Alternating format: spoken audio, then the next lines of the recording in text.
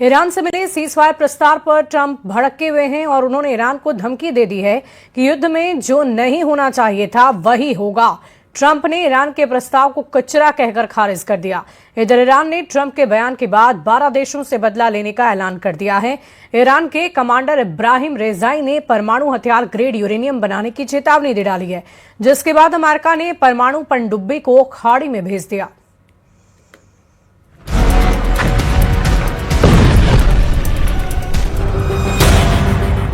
Reading that piece of garbage they sent us. One of the weakest right now. It's our life support.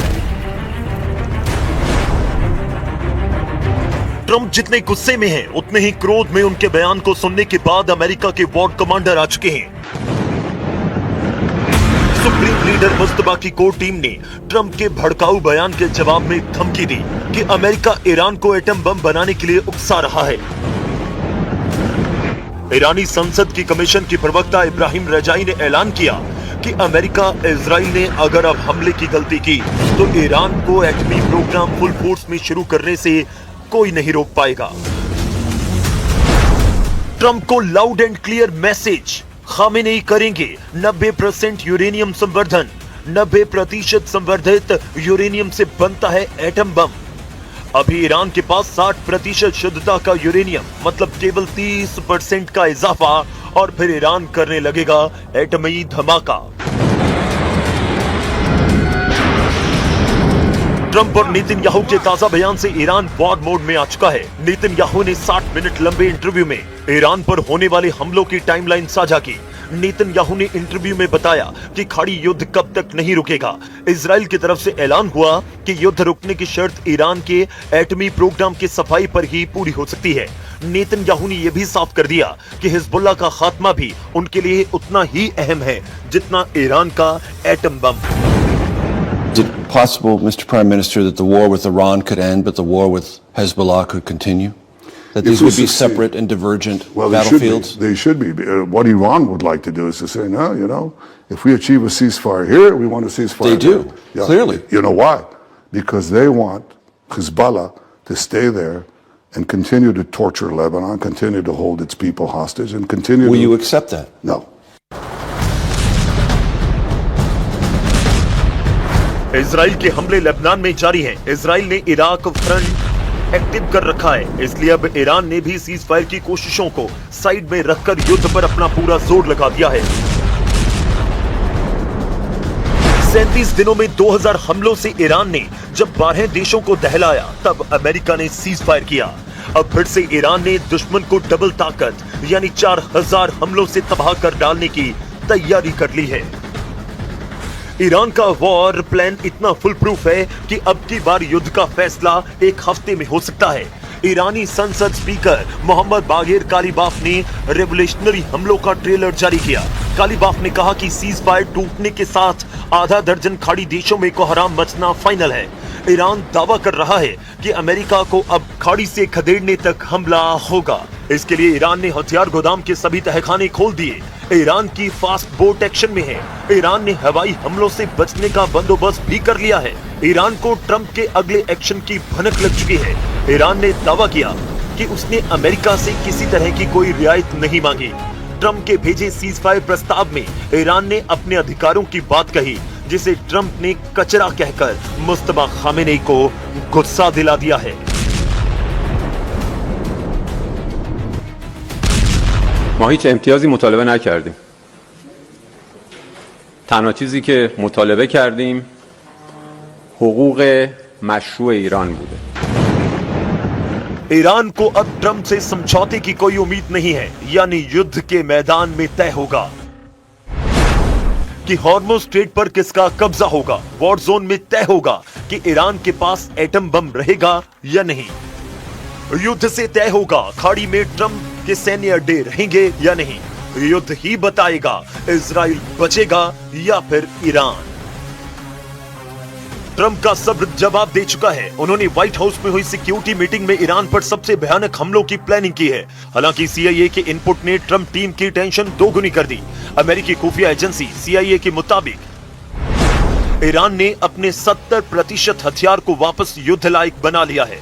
Cease fire का फायदा उठाकर Iran ने रूस और चीन से जमकर हथियार खरीद की है। ईरान ने अपना रेडार सिस्टम को भी ठीक कर दिया है। ईरान ने अंडरग्राउंड बैलिस्टिक मिसाइलों के जखीरे में जबरदस्त इजाफा किया। यही नहीं, ईरान ने रसद और ईंधन का भी स्टोरेज जमा कर लिया। ईरान लंबे युद्ध की तैयारी में है, क्योंकि जब तक युद्ध को लंबा खींचा जाएगा तब तक ईरान का पलड़ा भारी रहेगा। पहले राउंड में भी ईरान ने इसी रणनीति से ट्रंप को झुकने पर मजबूर कर दिया था। खासकर हॉर्मुज में सुपर पावर को पीटकर ईरान ने निर्णायक बढ़त बनाई। इसलिए ईरान ने अब हॉर्मुज पर कब्जे का दायरा बढ़ाना शुरू कर दिया है।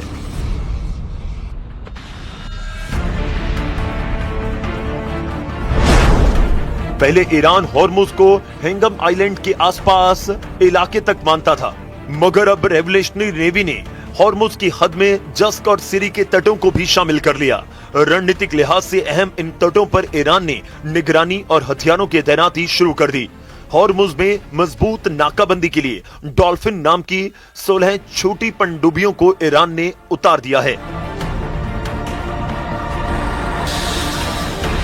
हॉर्मुज पर अपना दबदबा कायम रखने के लिए ईरान खाड़ी के उन देशों को टारगेट पर ले चुका है जिन्होंने युद्ध में अमेरिका का साथ दिया। ईरान को पता लगा है कि संयुक्त अरब अमीरात ने तो उस पर गुप्त हमले तक किए।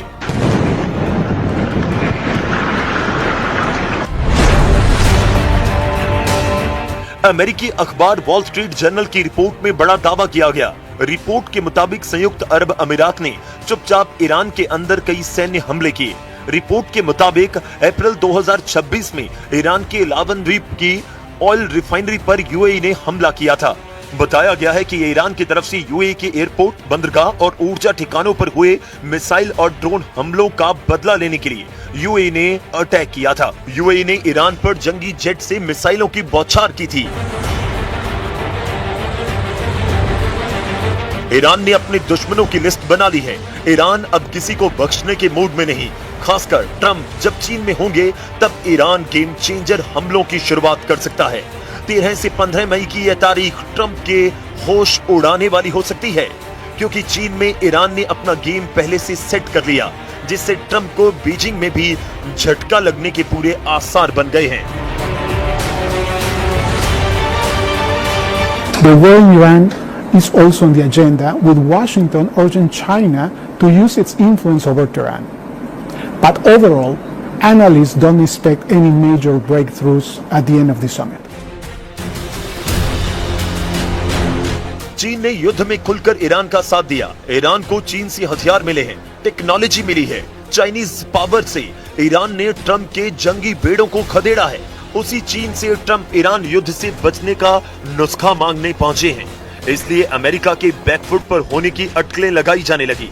लेकिन यही सबसे भयानक बात भी है, क्योंकि जब भी अमेरिका खुद को खतरे में पाता है तो सबसे घातक हथियारों से दुश्मन को दहलाता है।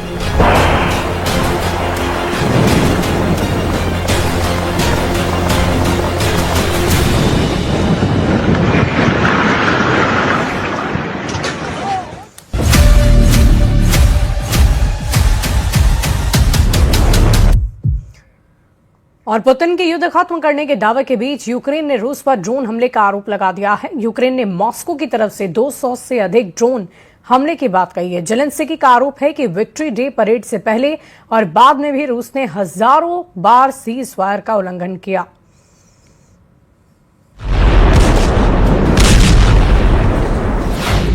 जंग का अंत या नई शुरुआत। कीव बॉर्डर पर कूच की तैयारी में 3 लाख रूसी सैनिक। 1 साल और जंग लड़ेंगे पुतिन।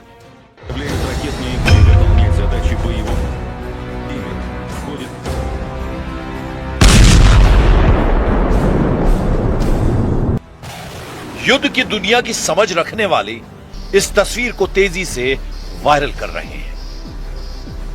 इस तस्वीर को लेकर बड़ा दावा किया जा रहा है, और यह वही दावा है जो रूस यूक्रेन को और तेज भड़का सकता है। रिपोर्ट के मुताबिक यूक्रेन के खिलाफ युद्ध में पुतिन 3 लाख अतिरिक्त सैनिकों की तैनाती करने जा रहे हैं। दावा किया जा रहा है कि युद्ध से बढ़ते आर्थिक बोझ और जनता के इंटरेस्ट को देखते हुए क्रेमलिन ने अभी तक इस पर फैसला नहीं लिया है। पुतिन ऐलान कर चुके हैं कि यूक्रेन युद्ध जल्दी ही खत्म हो जाएगा, लेकिन ग्राउंड से आई तस्वीरों ने रूस के पूरे दावे को उल्टा कर दिया है। बैटल ग्राउंड पर ड्रोन और मिसाइलों की आवाज ने जंग को और विस्फोटक दौर में पहुंचा दिया है। तो क्या पुतिन ने ट्रंप को धोखा दिया या दोनों के बीच अपने अपने मोर्चे पर जंग लड़ने पर डील साइन हुई?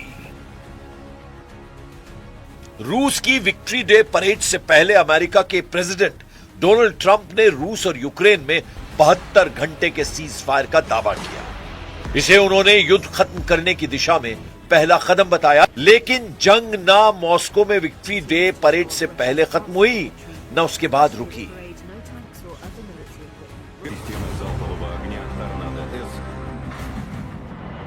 यूक्रेन के आसमान में फिर ड्रोन गूंजने लगे, मिसाइलें दागी गईं, सीमा पर गोलाबारी बढ़ गई और यूक्रेन ने इसका बदला मॉस्को में ड्रोन अटैक से लिया। ट्रंप ने ईरान के साथ भी सीज फायर का ऐलान किया है, लेकिन यहां भी भीषण जंग की पूरी आशंका है। वजह है पुतिन और ट्रंप दोनों अपनी शर्तों पर सीज फायर चाहते हैं। ट्रंप ईरान का न्यूक्लियर प्रोग्राम छीन लेना चाहते हैं और हॉर्मुज से तेहरान को बेदखल करना चाहते हैं। पुतिन का इरादा भी कुछ इसी तरह का है। वो यूक्रेन में डोनबास के पूरे एरिया पर कंट्रोल चाहते हैं। दावा है कि सीज फायर खत्म होने के बाद रूस ने यूक्रेन पर 200 से ज्यादा ड्रोन से हमला कर दिया है। यूक्रेन ने दावा किया कि उसने 190 से ज्यादा ड्रोन को इंटरसेप्ट कर लिया। ये हमले कीव, निप्रो, खेरसॉन और माइकोलीव इलाके में हुए। दावा है इन हमलों में बिजली ढांचों के साथ रिहायशी इलाकों को भी निशाना बनाया गया।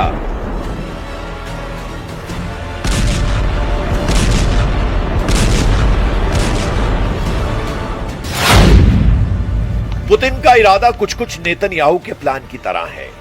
नेतन्याहू लेबनान में बफर जोन बनाना चाहते हैं और पुतिन डोनबास में, और दोनों के इस इरादे ने जंग की टाइमलाइन को लंबा कर दिया। एक तरफ पुतिन दावा कर रहे हैं कि युद्ध अंत की ओर बढ़ रहा है, दूसरी तरफ कीव ने आरोप लगाया कि रूस ने सीज फायर का सम्मान नहीं किया।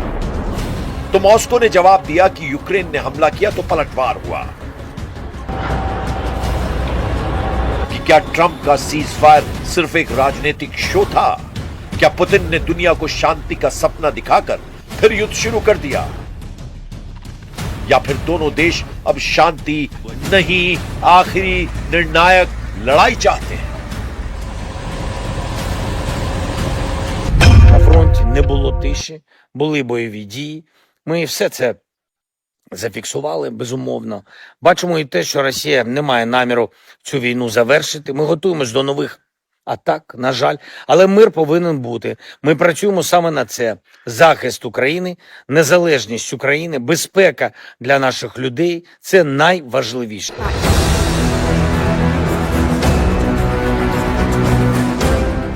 मई रूस के लिए सिर्फ एक तारीख नहीं है, ये उसके लिए शक्ति प्रदर्शन का दिन होता है। विक्ट्री डे जब मॉस्को दुनिया को अपनी सैन्य ताकत दिखाता है। लेकिन इस बार रेड स्क्वायर की चमक के पीछे युद्ध की थकान दिखी। पहली बार बिना भारी भरकम टैंक और मिसाइलों के मॉस्को में कार्यक्रम हुआ। वजह थी यूक्रेन के ड्रोन का डर। यूक्रेन कई बार साबित कर चुका है कि उसके ड्रोन की पहुंच मॉस्को तक है। इसी विक्ट्री डे परेड की खातिर पुतिन ने 72 घंटे के सीज फायर का ऐलान किया।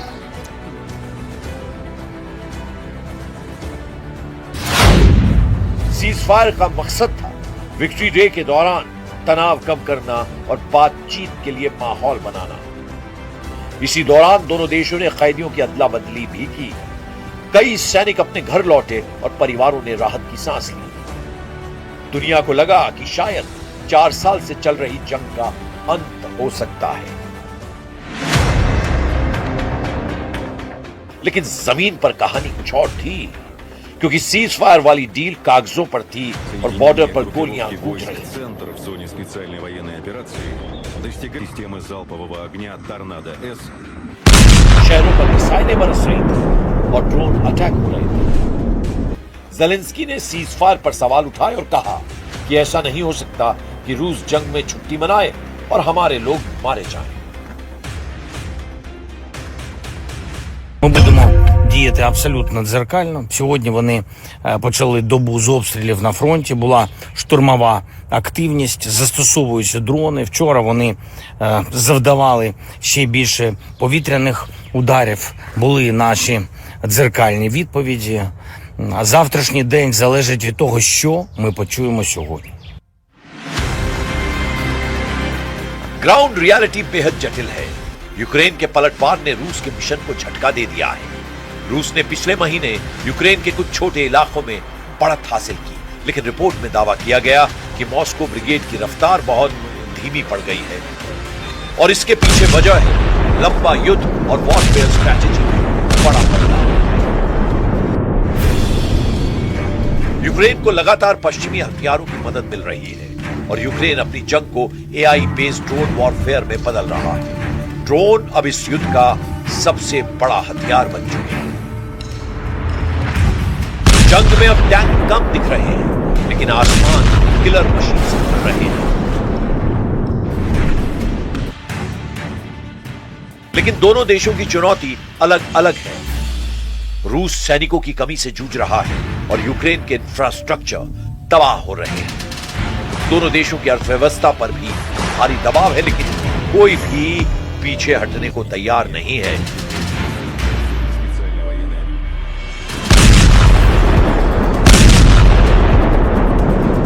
Мне сказала об этом, сказала о своей встрече. Ну, как бы особого послания там и не было. Там просто я услышал еще раз о том, что украинская сторона, господин Зеленский, готов провести личную встречу. Да, это я слышал. Но мы слышим это не первый раз. रूस यूक्रेन युद्ध को 1174 दिन हो चुके हैं, लेकिन अब इस जंग में सबसे बड़ा सवाल सिर्फ सीज फायर नहीं बल्कि टाइम लाइन है, क्योंकि मॉस्को से लेकर कीव तक दोनों तरफ तैयारी लंबी लड़ाई की दिख रही है।